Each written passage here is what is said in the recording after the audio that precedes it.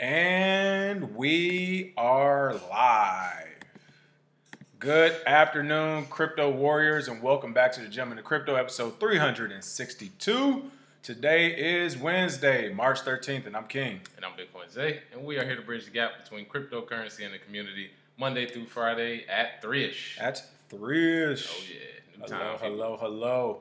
And for today, top stories we'll be covering. Of course, crypto exchange Bittrex is launching an ICO, or an IEO they're calling it. Coinbase has decided to link all your user accounts to their to their platform's wallet app. New York Times posted a blockchain exploration job listing, then shortly pulled it off. Bloomberg says there are key indicators that show Bitcoin price could be losing steam. And PwC's strategy and report says security token offerings are not fundamentally different from ICOs. And of course, Abra is in the news as it finally treats its users as adults and lets you all handle Ethereum directly. But first, cryptic coin winner from yesterday. Oh, yeah. Well, our cryptic coin winner from yesterday is Ryan Cooper. Yeah. Ryan been collecting. Yeah, Ryan's been collecting. Definitely leaving some great detailed comments on all over the channel. Like we said before, if you comment with that free cryptic coin, thank you for your comment in response to our question about Ripple and them being having the $100 million grant. Do you like it? Do you think it's good for the space? And he definitely, mirrored what we said. They're good in the public eye. So shout out to Ryan Cooper, and thank you for that comment. You received those free coins after the wallet update. Thank you, Ryan. Oh, yeah. We'll give some shout outs. What's going on? Valdez Granville, The Game I Peep, Ramo Jones, Thomas Riley, Tommy Brown. Oh, yeah. There we go. Donald Muhammad said, act like you've been here before and smash that like and share button, people. Go ahead and do it. Sergeant Crypto, Malik Howard, D. Chiron. Hello. Good afternoon, evening to all. A lot of people coming in now. The Instagram is down. There we go. Is down. Hey, there's only one place to go. Come holla at Gem into Crypto. Top story of the day. I couldn't believe I read this right, people. Listen, I was getting in late.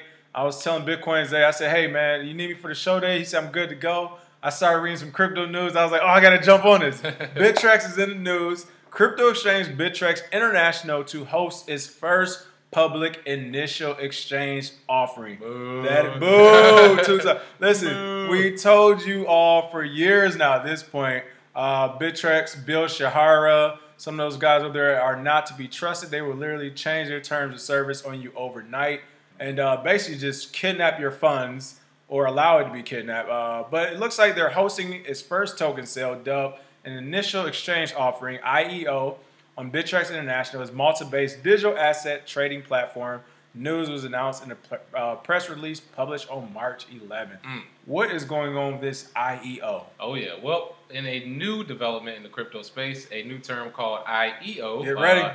Like we always said, there's a new change every day. Well, if you're familiar with ICOs, they're initial coin offerings. These are initial exchange offerings. And the difference being, with the ICO, you have to go to a website and you have to trust that that website will be there in the morning.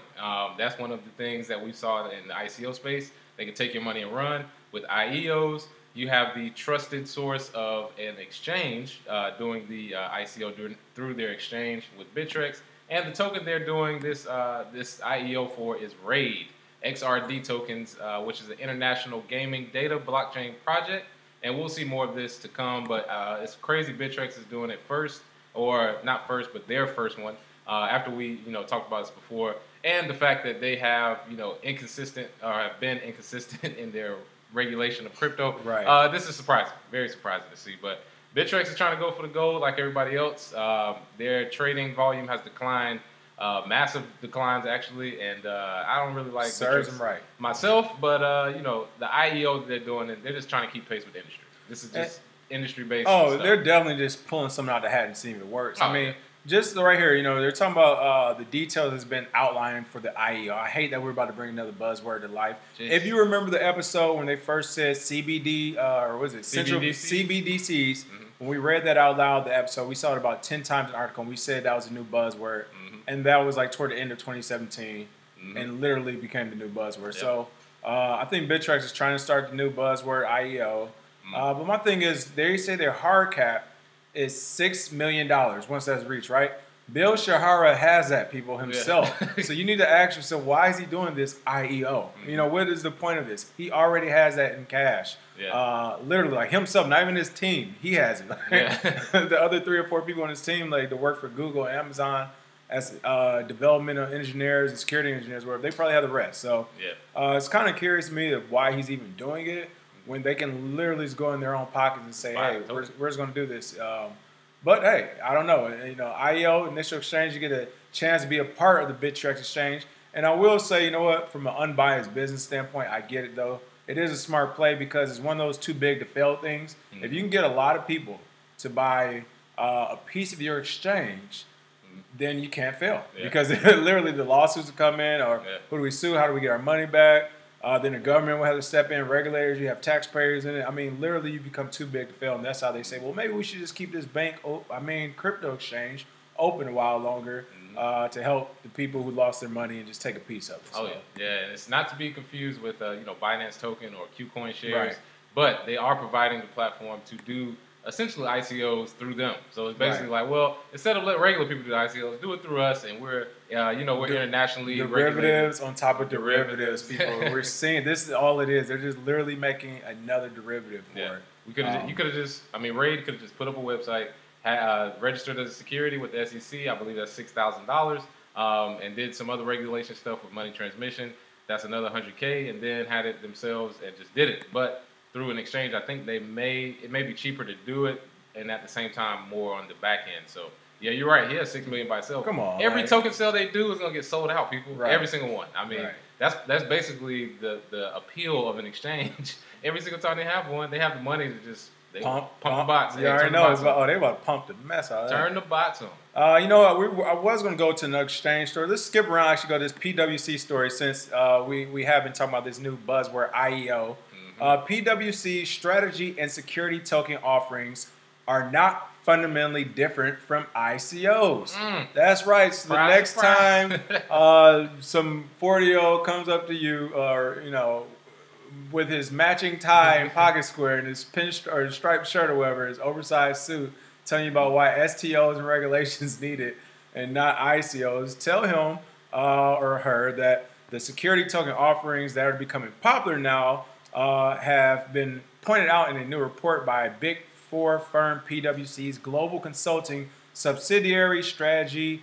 They released this report on March 8th, and the firm's fourth ICO and STO report was developed in collaboration with the Swiss Crypto Valley Association, in which that report stated STOs, quote, are not fundamentally different from ICOs.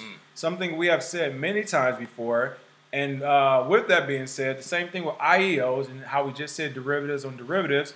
The only difference between an STO and ICO is that an STO has the buy-in of a bunch of dilly-do-rights. What do we call them here? A bunch of Ned Flanders who are agreeing to follow the made-up regulations of the government, i.e., you all pay us. I don't care if it's a license. I don't care what it is. You all pay us some of this ICO money, and we'll rename it STO, and then we'll arrest anybody doing ICO for you. They're not different. We're looking at the same things, people. It's crazy. Oh, yeah. I'm going to get that money, Jake. That's what they basically tell them. I'm going to get that money, Jake. All right, that's basically what the government's doing. Well, all they do is rebrand the ICO. The ICO is the best form of fundraising I've ever seen. It works. I think anybody has ever seen. But, of course, the nefarious nature of certain people have given ICOs a bad name. People don't even want to say the word ICO. You fundraising with no army? Yeah, what? Exactly. How are you getting all this money? Yeah. Exactly. So STOs, the way they described it is even, sort of snarky. They call STOs a more mature and regulated form. How is it more mature and it's been out for like... Did you stick your pinky up when you wrote that? What? It's been out, 8 months or something? Yeah. If that, we're looking at maybe 8 months and they're talking about it's more mature. Yeah. Wow. Then a model that isn't broken, actually. There's nothing wrong. Maybe people invest in bad things. The ICO model has been working, though. Yeah, I haven't seen it. No good project. People don't complain from the good projects. They only complain when people steal your money, which is a complaint in general. Nobody wants to get their money stolen. But I think for the institutional investors, like I said, they're always going to be Ned Flanders across the globe. They have to see stuff like this to be enticed to even listen to it. So I understand we're trying to bridge that gap. That's why, for the next 2 or 3 years, a lot of the stuff that's going on is going to be like, we got to do this. Not really, but somebody's going to do it anyway. Even if we don't want it, somebody's going to pull this up. So it's good to see that, PwC they've echoed our sentiment on STOs, ICOs. Same features, different crowd, basically. And we will see this a lot going forward. In my opinion, STOs being the buzzword now, ICOs are gone. One day your grandkids will be like, Grandpa, did you participate in ICO back in the day? They throwing people in prison. It's going to be like being a Nazi. You used to be a part of them. Oh, okay, come here. I know, right? Here's another interesting thing about this report, which I do not agree with. And I get why they're doing it, because this is a report by PwC. They're working with these big institutions, enterprises, wealthy folks out there. They're working with them. So it's one of those things where they're trying to put out an honest report, I feel like, but they're also like, yeah, it's the government and it's all these wealthy people. We don't want to pee off. They're our customers. Yep. But the report also claimed that a number of ICO features that are also featured in the SEO include such as low entry barriers for investors. There is no lower entry than the ICO. Yeah. So how can you say an STO has a low entry when for an STO you have to have lawyers involved? You have to have licenses. You have to have KYC. You have to have KYC and AML, which majority of people out there don't know how to do, and it's okay because that is a very niche field, which means you have to hire a compliance officer. And guess what? Those compliance officers already usually work for the government or did something private where they help create the rules and regulations. So unless you got about 25 to 50K for a retainer fee hanging around, you're not going to get that. So you talk about a lawyer, the licensing, the compliance officers. I mean, you are literally looking at 150K to start. That is, I mean, yeah, if you're a multimillionaire and billionaire who ICOs, they want ICOs to be for, then of course that's a low barrier to entry. But if you're the mom and pop who launched an ICO a few years ago just off some good technology and software you created in your basement or in your spare time, and you just say, hey, I'm just going to put this online, tell people this is how I'm breaking it up, and I'm going to, try to fund this thing, literally from your laptop, that is a low barrier of entry. What they're suggesting here with STOs, I cannot agree with. Hey, man. Well, they they have to do it for the corporates. Right. Hey, Hey, but don't complain. Crazy. I don't want to hear any corporate people complain when they come into the industry and they get messed over the same way they did before. I don't want to hear it. I do not want to hear it because from anybody. the same literal thing is going to happen. Whether it's a government or a private company, like you said, the net flanders are going to come in. They're going, we got the STOs regulated. No, they are going to steal from you and rob you the same way. Yeah, Enron, Bernie Madoff, like recycled garbage. Theranos. it doesn't stop. And to me, this is really just giving them a segue to do it. Yeah, it's like these people can't give us their money back fast enough. I know, right? Oh man, Coinbase links user accounts on his main platform to his wallet app. About time. What is going on? I like how they're sitting back at the donut and coffee there, just watching the money flow in. What's going on here? I haven't used Coinbase in a long time, but I do remember that the wallet on the phone app was much less, viable than the one on the online because you couldn't really do anything. I mean, you couldn't see your accounts, you couldn't really move money. But now it seems as though the exchange has added the Coinbase wallet, referred to as Coinbase.com. The customer's cryptocurrencies and private keys are stored by Coinbase, and on Coinbase Wallet, you will have unique private keys. So your wallet and your Coinbase account online are different now, finally, but they are linked, so you can use them, finally. They put out, I don't know how many different announcements for stuff they're introducing, but this was one of the simplest ones they could have done. It's sort of like SegWit, which they could have did like 8 months before when it came out. August, and then they were like, well, in January we'll start using SegWit. It's like, what? Why would you wait that long? They don't really have a reason, but I believe it has a little bit to do with the fact that they were, of course, working on the regulation side of it more than the tech side. So they've been dealing with the neutrino stuff, with added cold storage, different things, dealing with the delete Coinbase stuff. So I believe they've been dealing with that more, and this coming out is sort of some good news for them. It's like with all the stuff they've been having going on, all the updates and upgrades, whatever. It probably was right next to the SegWit email somewhere at the bottom because oh man, you remember that email from 2017? We were supposed to link the wallets. Yeah. All right, do it today. How long is it going to take? Probably like 30 minutes. All right, let's go take care of it. Did you test it out? No, not yet. We're just going to try it. Just put it live. But I mean, in other news, another way to give your money right back to a crypto exchange, people. Pay attention to that. I know again, like Bitcoins, they say I haven't used Coinbase in a while. And I'm sure they're probably touting to you that, hey, we don't even know how to get in these wallets ourselves. But you are crazy if you don't think a wallet that Coinbase owns and calls Coinbase can't be confiscated. Right, they don't have access to. Yeah. So something to think about. I know it's easier for some people to keep your cryptocurrency on these exchanges. But literally at this point, there's really no reason to unless you're just trading around the clock. You can trade from wallets now with the cross-atomic swaps. There's no reason to keep your money on an exchange, especially one like Coinbase. All right, I mean the evidence is there. If you've been in this community, you've seen it enough, and at this point, if something happens, it happened. Oh yeah. New York Times posts blockchain exploration job listing, removes it hours later. That is right. United States news giant, the New York Times, has evidently been hunting blockchain talent to develop a proof of concept that will implement the tech and news publishing. The development was revealed in a New York Times job posting on job listing site Glassdoor today, March 13th. What is going on here? Are they hiring people? Well, the actual listing stated that the New York Times is seeking a forward-looking leader who will help envision and design a blockchain-based proof of concept for news publishers. So they want a blockchain, platform where the actual news stories can be time-stamped and actually, the signature on there would actually have the author. And what the problem was when they put that out, they actually revealed their future plans, which if they have competitors who see that and they didn't have a blockchain strategy, they have one now. I can tell you that. If there's a newsroom somewhere around the world that didn't have it or wasn't thinking about it, New York Times just sort of revealed it, and they're basically going to change the way they do things because we've seen in journalism, software development, shipping, all types of different things, blockchain technology is coming. We knew it was coming to journalism at some point. It's just who could implement it and have it work. And it looks like New York Times was trying, but they shouldn't put you don't put it up on an open job list. You got to send that out to some secretive people at least. Is that why you think they pulled it? Because it's so that's why they pulled it. Yeah. I wasn't sure if it was a strategic thing or it's because they that quickly got a tap on the shoulder. It was like, well, what did we just tell you? Yeah, exactly. I mean, they are in New York. I'm serious. I don't know if the New York Times put that in.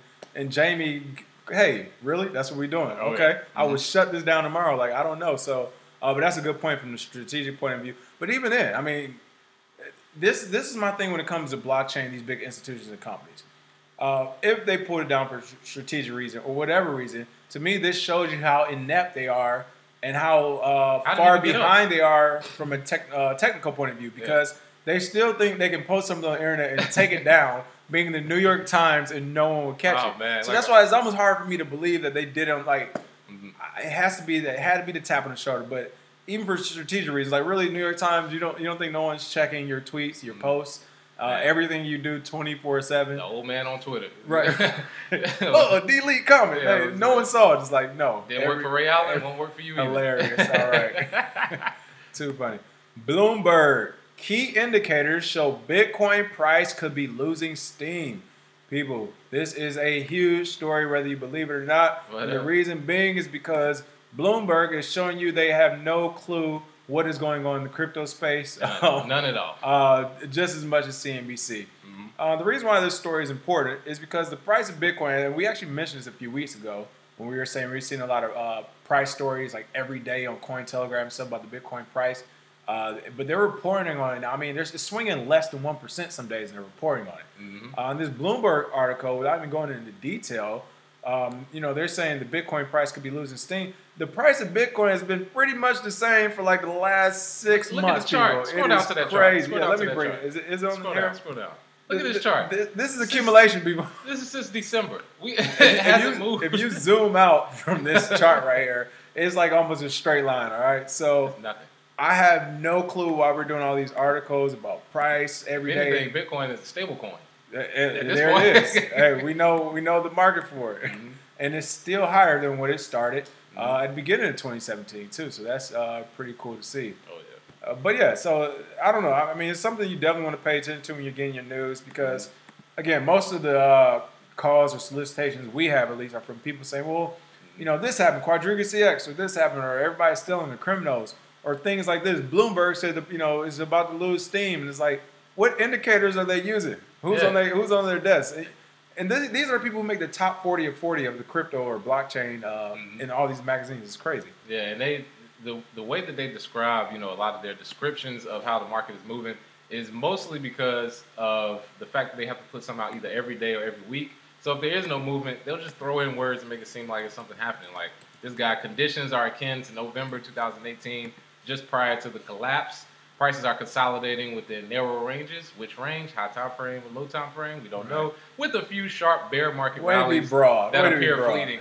We haven't really seen a bear market rally that was convincing because I think everybody's thinking about the 5,000 or 6,000 level for it to be anything official. So no, none of this is happening. They're just throwing words out there. We just try to remind you that Bloomberg does not know what they're talking about, and if they are watching right now, come holler at us. We can do better than anybody. Right. You have brought on Bloomberg. We got you before or after. So shout out to Bloomberg for making our job easy. Yeah, for real.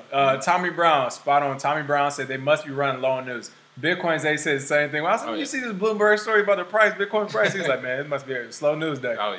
They're just throwing stuff out there. So at least we can all agree on that. We do get it. They're like, just in case somebody pops their head up and never follow crypto news, this would be a story they see. So whatever.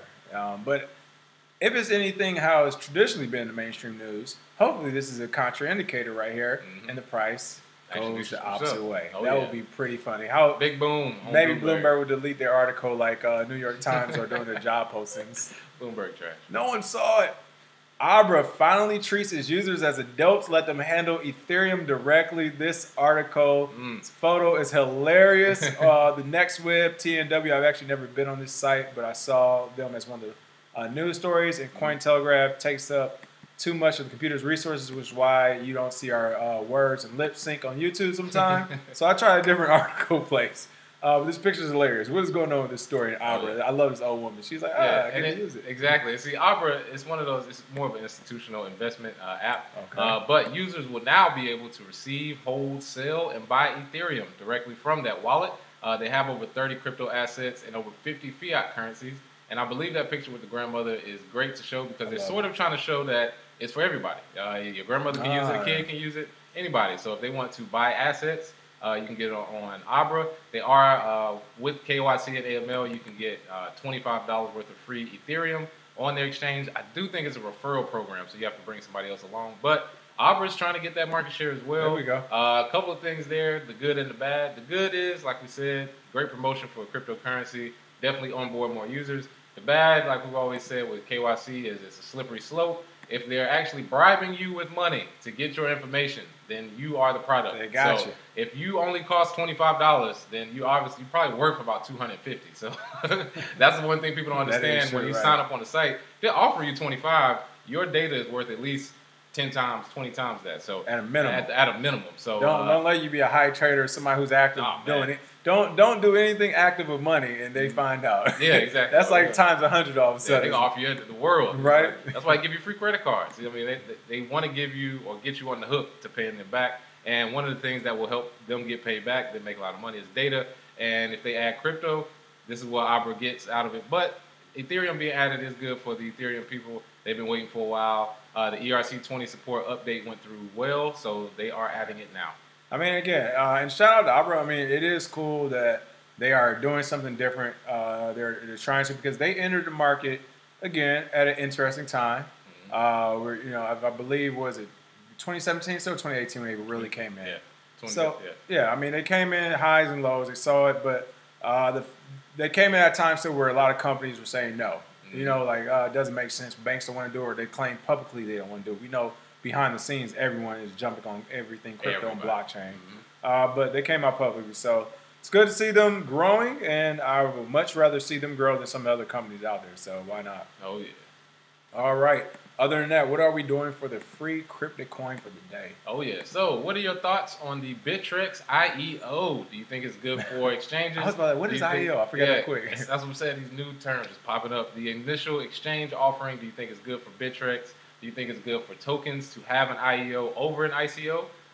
The security of an exchange versus the solidarity of the individual. What do you think? Put your crypto coin address and we'll send those free coins. IEO, that is right. Well, it was the IEO that we did. Oh, here we go. This year's crypto conference. Next meetup, if I hear the words IEO, choke slamming somebody through the kitchen table. All right, I'm just gonna cut somebody's tie. Every time I hear IEO, I'm doing the tie cutting trick. He's walking off. Good. Every time. Happy Hump Day. We'll see you all tomorrow. Have a good one. Cheers.